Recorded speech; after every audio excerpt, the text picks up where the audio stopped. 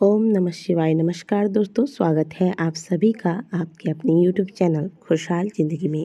दोस्तों, आज के वीडियो में हम बहुत ही महत्वपूर्ण विषय पर चर्चा करेंगे। खरमास प्रारंभ हुई थी, तभी भी हमने आपको खरमास से जुड़े हुए कुछ महत्वपूर्ण जानकारियाँ दी थी। अब खरमास समाप्त होने वाला है, तो खरमास के समाप्त होने के बाद आपको क्या करना चाहिए और क्या नहीं करना चाहिए, और कौन से वो कार्य हैं जो आपको विशेष करके अवश्य ही कर लेना चाहिए खरमास समाप्त होने के बाद। अपने अपने घरों में, अपने अपने परिवार में सभी लोग इस बात का विशेष करके ध्यान अवश्य दीजिएगा। ये जानकारियाँ आप सभी के लिए बहुत ही महत्वपूर्ण है। वीडियो को अंत तक अवश्य सुनिएगा।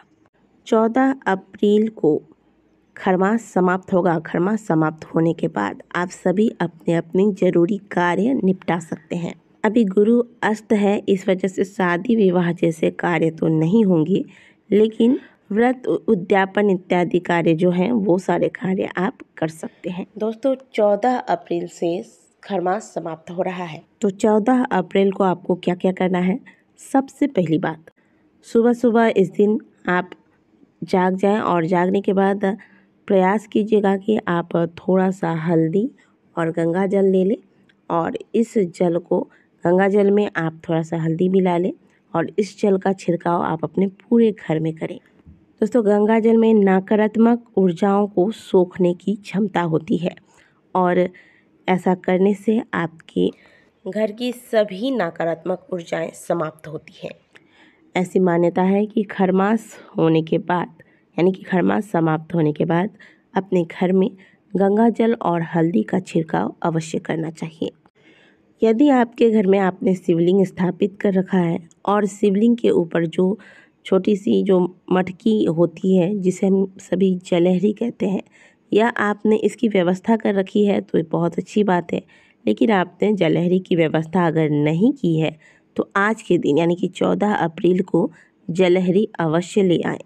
दोस्तों, वैशाख महीने में प्रचंड गर्मी होती है। ऐसे में तो महादेव के विष के प्रभाव को शांत रखने के लिए, क्योंकि महादेव ने सृष्टि के कल्याण के लिए हलाहल विष को अपने गले में धारण कर रखा है, और इस वैशाख महीने में इतनी अधिक गर्मी होती है कि यह विष अपना प्रभाव दिखाने लगता है, जिसकी वजह से महादेव के शरीर में जलन होती है।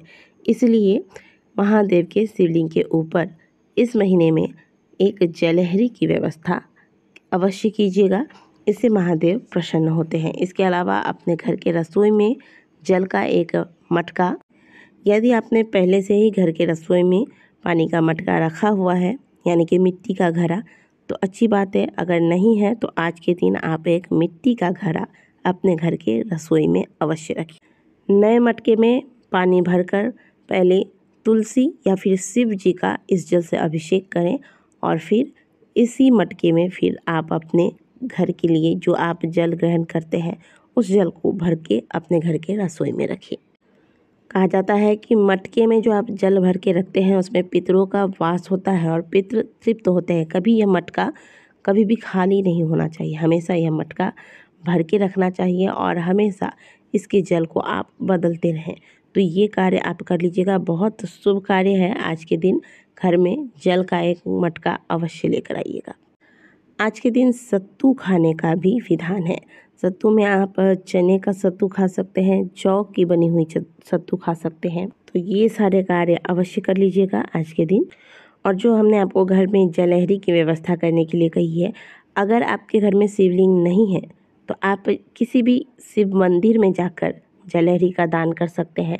यदि आपने किसी आसपास में किसी मंदिर में देखा हुआ है कि जलहरी वहाँ स्थापित नहीं है, तो आज के दिन आप एक जलहरी की स्थापना किसी भी शिव मंदिर में जाकर कर सकते हैं। आप सोच नहीं सकते इतने बड़े पुण्य के भागी आप बनेंगे। आप एक स्टैंड बना लीजिए, स्टैंड ले लीजिए, और पीतल या तांबे का आप एक जलहरी ले लीजिए, एक मटकी ले लीजिए। इसमें आपको एक छेद करनी है। अगर आप पीतल तांबे का नहीं ले सकते तो आप मिट्टी का भी ले सकते हैं, और इसमें एक छेद कर लीजिएगा छोटी सी, और फिर इसमें आप कुशा डाल दीजिएगा।